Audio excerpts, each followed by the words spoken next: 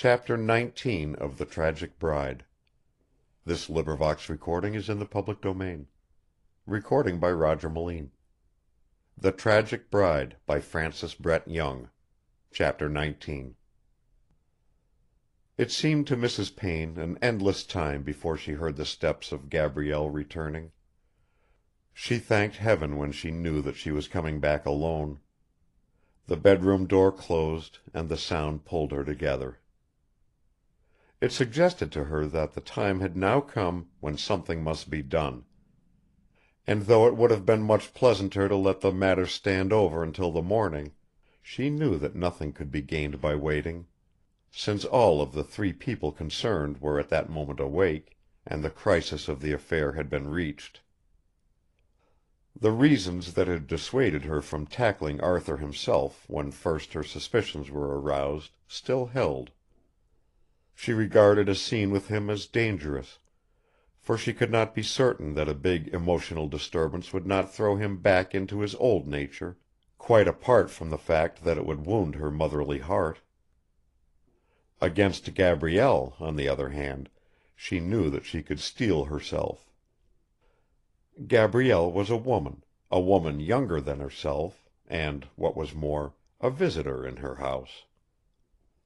She was satisfied that she could tell Gabrielle what she thought of her, and in a single interview bring this most uncomfortable and dangerous state of affairs to an end. She got out of bed again and dressed methodically. This time she wasn't going to put up with any condition that detracted from her dignity.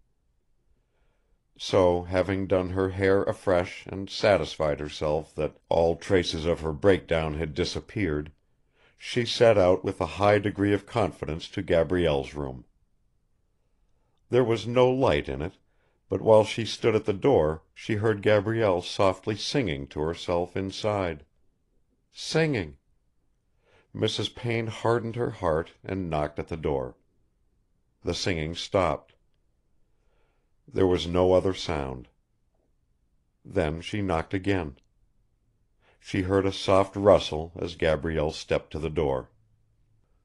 The door opened, and Gabrielle, in her nightdress and bare feet, stood before her. She stared at Mrs. Payne. Who could guess that she knew the reason of her visit? She only said, "Oh, it's you. I wondered—" "May I come in?" said Mrs. Payne in a hard voice. As a matter of fact, nothing could have stopped her going in. "Of course," said Gabrielle. "Do." She shivered slightly. "You'd better put on a dressing gown," said Mrs. Payne firmly. "I want to talk to you." Gabrielle obeyed her, like a small child, slipped an embroidered kimono over her shoulders and stood facing Mrs. Payne. She looked her straight in the eyes and said in a low voice, "Well, what is it?" "We won't pretend," said Mrs. Payne. "You know quite well what it is." "Yes, I suppose you mean Arthur." "And you." "You saw us go out tonight? Heard us?" "Yes." Gabrielle made a gesture of impatience. "Well, why shouldn't we? It was the nightingale. Why shouldn't we listen to a nightingale? I'd never heard one." "I followed you into the garden." "That was a mean thing to do." "Perhaps it was. No, I'd a right to do it. I saw everything that happened." "When we kissed each other?" Mrs. Payne nodded. Gabrielle looked at her challengingly. "It was the first time," she said. There was a pause, and then she burst out passionately, "I love him. We love each other. You can't stop us." "It's got to be stopped," said Mrs. Payne. Gabrielle turned away and perched herself on the end of the bed. She appeared to be thinking, and when next she spoke it was almost dreamily. "It was the first time. We didn't know before tonight." There was nothing dreamy about Mrs. Payne's reply. She believed that Gabrielle was acting a part, and had no patience with her. "That's rubbish," she said. "I don't believe it." Gabrielle jumped to her feet and faced her again, blazing with pride and anger and amazingly beautiful. "You don't believe me? How dare you? I've told you that we didn't know. I don't tell lies. You're insulting me." She was so passionate that Mrs. Payne was almost convinced. She softened for a moment. "After all, you ought to have known," she said. "You're a married woman." "Married," Gabrielle repeated. "Yes, but I didn't know. I've told you I didn't. That's enough." "Well, if you didn't know, I did," said Mrs. Payne with a laugh. "How? Tell me how." "It wasn't difficult to see." "I can't imagine it. But I know nothing of love. Only once," and Gabrielle relapsed into her dream, standing with her hand on the bedpost gazing towards the window. After a second she turned again quickly. "Then if you knew, was that why you invited me here?" Mrs. Payne said, "Yes." "Why didn't you tell me instead of doing that?" "I wanted to make certain." "Why didn't you tell my husband?" "For your sake. I wanted to save you." "No, you didn't. You weren't thinking of me. You were thinking of Arthur." This was perfectly true, but Mrs. Payne had not gone through hell to discuss fine points of that kind. She had left her room in very much the same frame of mind as she would have adopted in approaching the dismissal of a servant. She had expected to be met with passionate denials, had prepared herself, indeed, for a stormy scene, instead of which Gabrielle appeared to be curious rather than disturbed about her discovery, and a great deal more interested in the psychological than in the practical aspects of the case. If she had offered any violent opposition to Mrs. Payne could have given her violence in return. But she didn't. The mood of exaltation into which their love making had lifted her made her regard this woman with something nearer to pity than dislike. Her attitude implied that to consider the practical aspect of the affair would be in the nature of a condescension. Mrs. Payne naturally resented this, but in any case Gabrielle had taken the wind out of her sails. They were drifting, rather unpleasantly, away from the object of her visit. She pulled herself, and then Gabrielle, up short. "You can't pretend not to realize the seriousness of your position," she said. "You're a married woman. If you persist in this madness you'll ruin your whole life. I'll be candid with you. What happens to you doesn't matter to me. But what happens to Arthur does. Can't you see the end of it?" "No. It's only begun." "Then I'll tell you the end. Your husband will divorce you." "Then I shall be free? And why not? We don't love each other. Why should we go on living together? The thought of him makes me shudder now." "That is your affair. I'm afraid I can't help you in it. But Arthur is mine. I'm not going to see him dragged into this impossibility. No, we can't discuss it like this. You may be as innocent as you pretend to be, though it's difficult to believe it. You imagine you're in love. You're drifting out of an ordinary sort of friendship into what I saw tonight. Well, that can only lead to the most awful unhappiness for all of us. You must consider it finished. We won't have any disturbance, but all the same you can't see Arthur again. We'll invent some reason to explain your going away tomorrow, something plausible, to satisfy him. With your husband it will be more difficult. But I'm prepared to help you. It can be managed without any scandal if we work together. I'm sure you'll agree with me and be sensible about it. If you won't, I can't answer for the consequences." Mrs. Payne was presuming too much. All the time that she spoke Gabrielle sat with lowered eyes, motionless but for little protesting movements of her hands. Now she turned upon her, speaking very low and rapidly. "You think I can give him up? You think it's possible?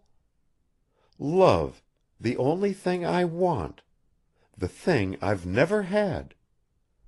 Happiness, why should you ruin our happiness? You've had yours.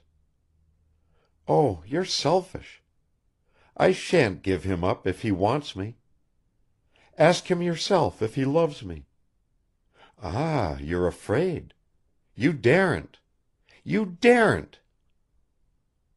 She almost laughed, and Mrs. Payne knew that she had spoken the truth. It looked for a moment as if she were going to be beaten on this point, for Gabrielle snatched at her weakness, repeating the unanswerable "You daren't." Then suddenly, without any warning, the girl's triumphant spirit collapsed. From the verge of laughter she toppled over into tears. She put her hands to her eyes and then, turning her back on Mrs. Payne, collapsed on her bed, weeping bitterly. At the sight of this, thankfulness flooded Mrs. Payne's heart, but beneath this dominant emotion, which came almost as the result of her conscious wish, flowed another that she would gladly have suppressed: pity, nothing less, for the child who lay sobbing on the bed. A minute before she had seen in Gabrielle her most dangerous enemy in the world. Now, even though she rejoiced in the girl's sudden collapse, she felt that she wanted to take her in her arms and kiss her and comfort her. For a moment or two she fought against it, but in the end, scarcely knowing what she had done, she found that she was fondling Gabrielle's hand and being shaken by the communicated passion of her sobs. One thought kept running through her brain: "I've won. I've won and can afford to be generous." And this, together with the curious physical liking that she had always felt for Gabrielle, disarmed her. She set herself to comforting the child. It was the last thing in the world that she had intended to do, but it came natural to her motherly soul. She was glad, indeed, that Gabrielle did not resent these attentions, as she very well might have done. Gradually her sobbing ceased and she began to speak, clinging all the time to Mrs. Payne, herself not guiltless of a sympathetic tear, while she told her story of her early years, of the wild life she had led at Roscarna, of Jocelyn's debauches and Biddy's rough mothering. It was the first time that all this flood of reminiscence had been loosed. Gabrielle had never made a confidante before, and it was an ecstasy of tears and laughter to dwell upon these memories, and to rehearse them. "I was so happy as a child," she said, "so awfully happy. But now there's nothing left." Mrs. Payne, still sympathetic, found herself suddenly plunged into the ardours of the Radway affair, the miraculous meeting on the Clonderriff road, the halcyon days of August, and then the overwhelming tragedy. "They made me marry him," said Gabrielle, clutching at her hand. "They made me. I didn't understand. It was cruel. It would have been better if I had died like my baby." She relapsed into tears, and Mrs. Payne, quite bowled over by the piteousness of her case, tried to soothe her with caresses. It was a curious end, she reflected, to the punitive expedition on which she had set forth. Holding Gabrielle triumphantly in her arms, She did not realize the mistake that she had made. It wasn't the end at all, it was merely the beginning. "You see what a terrible time I've had," Gabrielle pleaded, drying her tears. "I always felt that you were the only person I could talk to about these things. I knew you would sympathize, you're so human. Now you can understand why I can't live without Arthur? Do you see?" She looked up, pleading, into Mrs. Payne's eyes. Her quiet words staggered that good woman. She had to pull herself together and begin all over again. It wasn't easy, for the sympathetic mood into which the girl's story had betrayed her had subtly weakened her purpose. She felt that her position was false. She must reassert herself, and so she hurriedly freed herself from Gabrielle's arms and stood with her back to the door. Gabrielle, too, rose and faced her. Her tears had put an end to the dreamy mood in which Mrs. Payne had found her at first. Now she was determined, dangerous, ready to fight with all the quickness of her wits and the suppleness of her youth against the elder woman's dogged devotion. They faced one another, ready to fight to the end, for the possession of the thing they each loved best, and both of them realized the bitter nature of the struggle. "We can't speak of that again," said Mrs. Payne. "I thought that was understood. Surely you didn't imagine that by playing on my feelings you could make me change my mind. I'm sorry you misunderstood me. I will write to your husband tomorrow. For Arthur's sake, I hope you won't tell him the real explanation of your going back, and of Arthur's staying here. I think you owe that to us, even if you don't realize that it's also the best for yourself." She turned towards the door. "I think we had better say good night. There is a train at 7:50 in the morning. I'm sorry it's so early, but there's no other. As I may not see you again, I'll say good bye now. There's no reason why we shouldn't part friends." She held out her hand, and couldn't think why, but as she did so Gabrielle clasped it. "No, don't go," she pleaded. "There's nothing more to be said." But Gabrielle still held her hand and would not let it go. "Only be merciful to me," she cried. "Let us think about it. There must be some other way. Supposing that we go back to Lapton just in the ordinary way. Supposing that I promise you faithfully that nothing more shall happen. Listen, we never, never kissed before tonight. I'll give you my word of honor that it shan't happen again, if only you'll let him go back to us. Isn't that fair? Surely it's fair?" Mrs. Payne shook her head. "You mean that you don't believe me? You won't trust me?" "I can't trust both of you. Do you think I don't know what love is?" "But think of all these months in which we've been so happy together without a word of love. I love him, you know I love him. I believe I love him more than you do. No, don't be angry with me for saying that. Don't you think my love is strong enough to prevent me from doing anything that could possibly harm him? Can't you believe that?" "No, it's too dangerous. You can answer for yourself, but you can't answer for Arthur." "Oh, if you loved him as you say you do, as I believe you do, wouldn't you trust him? I'll talk to him. I can tell him anything. I'll tell him exactly how things stand. I'll tell him what I've promised you. Only don't take him away from me altogether. I couldn't bear it. I couldn't." She turned back on herself. "Why won't you believe in him?" "You should know why that's impossible. Haven't I told you his history? You've only known him for a year. I've had him for 17 and loved him all the time." She became almost passionate. "He's my son, and all those years my love has been full of the awful bitterness of his trouble. The tears, the disappointments. You know nothing of them. You can't realize how I've struggled and schemed, and had my hopes razed and dashed to the ground, time after time.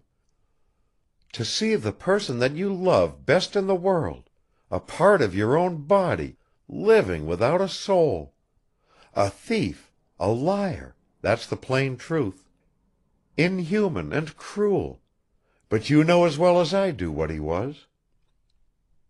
"I do know what he was." "And now, thanks to your husband, God knows I'm grateful, he's better. He's what I knew he ought to have been all these awful years. And when you came on the scene, you who've borne nothing of all the years before, and began to drag him down again. You must be mad to think I could risk it." "But don't I know all this? Do you think I'm less anxious than you are that he should stay as he is? Only trust me, trust me. His future, think of that." Mrs. Payne laughed bitterly, but Gabrielle persisted. "His future, my husband says that he can make a success of him. He can take a high place in a government examination. He can get into the diplomatic service. Just believe that I love him too much to stand in his way. Why, I can even help him. If he does this I know that he'll want influence. You haven't influence to help him. I don't want to belittle you, but I know you've nothing but your money, while I can help him. My cousin is Lord Halberton. He's been a cabinet minister. There's no knowing what he mightn't do with his help. If you love anyone as I do him, why shouldn't you give your life to his interests? That's what I'd do. I'd think of nothing else. I'd give all my thoughts to him. And I promise, oh, I promise faithfully, that I won't let him love me, if only you'll let me love him." Mrs. Payne stiffened. "You're trying to bribe me," she said, "and I'm not the kind of person who can be bribed. I don't care that much about his future. Until the last month I never so much as dreamed that any future of that kind was possible. It's quite enough for me that he should settle down here into the sort of life that his father would have lived if he'd been spared. I don't want to share his successes with you." "Ah, you're jealous." "Of course I'm jealous. I've reason to be. He's mine. But even if I could trust you, and I believe I could, Arthur's future wouldn't tempt me to risk his present. No, it's too dangerous." "Dangerous!" Gabrielle clutched at the word. "Dangerous!" She became suddenly quiet and intense. "I don't believe you know where the danger lies," she said. "I can see the most obvious danger, and that's a love affair with a married woman." "You can't see any other? You said just now that Arthur had changed, thanks to my husband. Perhaps my husband took the credit for it, and you believed it. But it isn't true. I've seen the change coming hour by hour, day by day. Every moment of it I've watched and treasured. He did not change because he worked with my husband.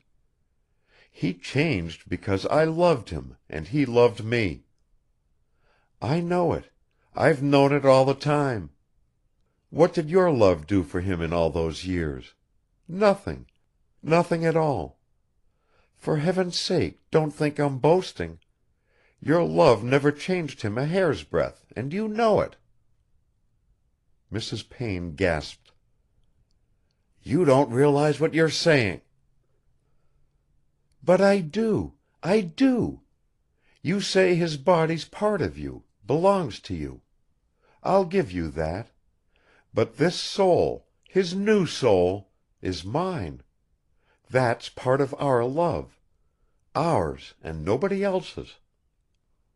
Mrs. Payne choked back her emotion. "I don't grudge it you," she said. "I only thank God for it gratefully, gratefully." "But you don't see what I mean," said Gabrielle slowly.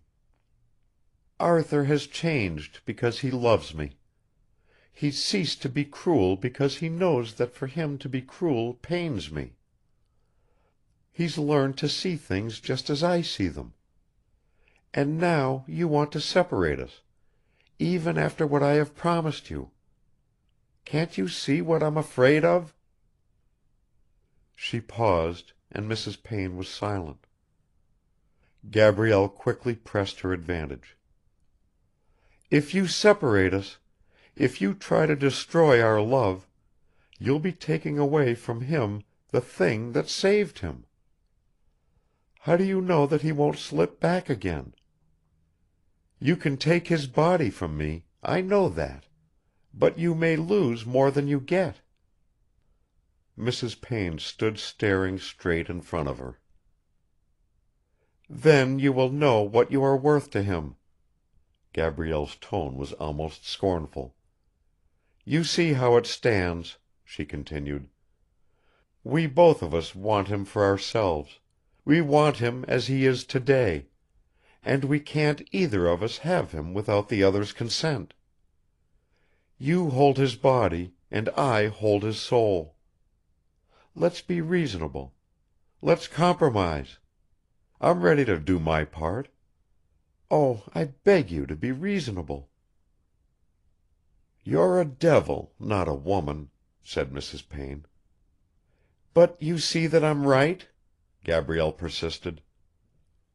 Mrs. Payne summoned all her strength. "No, I don't. I don't believe it."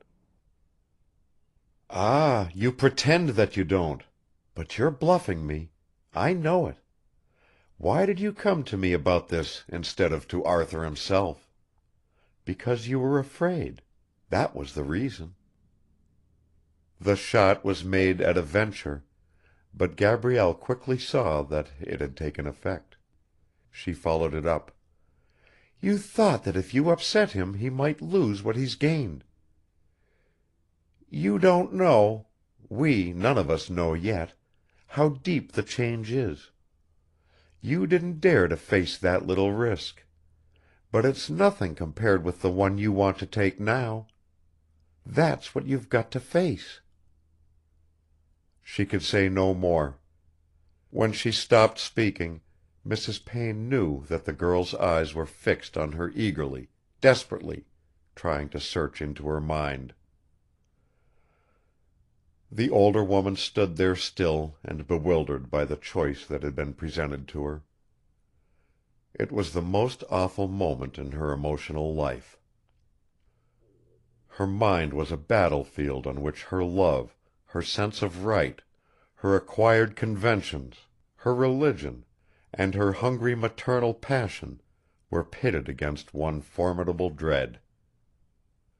She wanted to shield Arthur against harm, from a social disaster no less than from what she considered a mortal sin. And above all, after these years of patient suffering, she wanted him for herself.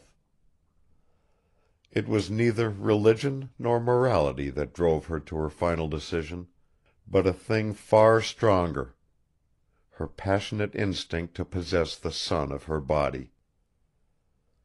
Even if she were to lose him, to rescue no more than the changeling that she had always known, she could not bring herself to share him with any other woman on earth. He was hers and hers alone. She did not know if she were right. She did not care if she were wrong. The decision formed itself inexorably in her mind. She could only obey it. Gabrielle, watching her narrowly, saw a sudden peace descend upon her agonized face. Mrs. Payne gave a long shuddering sigh. Then she spoke, dully, mechanically. "The train goes at 7:50. I will order the carriage. I will write to Dr. Considine in the morning." Gabrielle clutched at her breast. "You can't realize what you're doing. It's too great a risk. Think of it again. I beg you." "No," said Mrs. Payne slowly. "I've made up my mind. We must invent some plausible excuse. Illness will do. Anything. And you must help me, if only for your own sake." Desperate tears came into Gabrielle's eyes.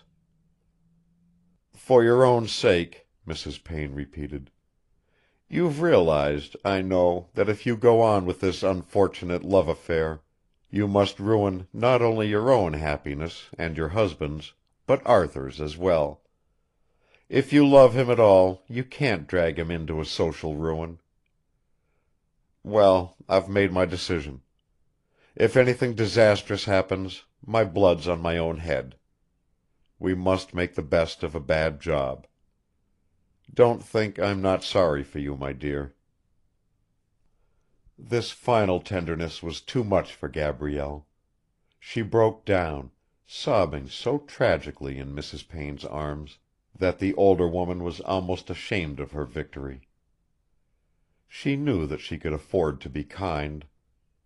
She felt that she would like to tell her that under any other circumstances she knew none whom she would rather trust as Arthur's wife. But to say so would have been a bitter mockery. She waited in silence while Gabrielle mastered her own feelings, and raised at last her haggard eyes. "What can you say to my husband?" she said. "We must say that I am ill. That will give you a good reason for returning." "And Arthur?" "The same reason will explain why he doesn't go back to Lapton on Tuesday. After that I don't know what I shall do." "But I can see him before I go?" "That would be quite useless. It might even do harm. You are going to help me, you know, for his sake." "He'll wonder. How can we satisfy him? What can I do?" "You had better write to him. Tell him that after tonight it's impossible for you to stay. Only please don't mention me." "It will kill him." "Or save him. It's the only thing that you can do." "I'll write it now." She went over to the writing table in the window, and there, with streaming eyes, she wrote her letter. It took her a long time to do, and when she had finished she brought it with the envelope to Mrs. Payne. "Do you want to read it?" she asked. "No. Of course I trust you." "Thank you." She fastened the envelope and addressed it. "I feel as if I were dead," she said. "You're young," said Mrs. Payne. "But you'll let me know what happens? You'll write to me?" "Yes, I'll write to you." "I have a dread, an awful dread of what may happen. I can't be sure that we've done right." "Neither can I. I had to make a decision. I pray God that it will turn out well. We can do no more." "I know now that you love him. I'm glad to know that." "Did you ever doubt it?" "But for me there's nothing left. Nothing." Gabrielle stood for a moment in silence. Then she said, "I'd better pack," and Mrs. Payne, clutching at any refuge from the intensity of the moment, offered to help her. "No," said Gabrielle. "If you don't mind, I'd rather be alone. We'd better say good bye." "I don't like to leave you," said Mrs. Payne. "But perhaps you're right." With a sudden impulse Gabrielle came over to her. Mrs. Payne took her in her arms and they kissed. "I could love you," said Gabrielle. "You have Arthur's eyes." Mrs. Payne left her. Chapter 20.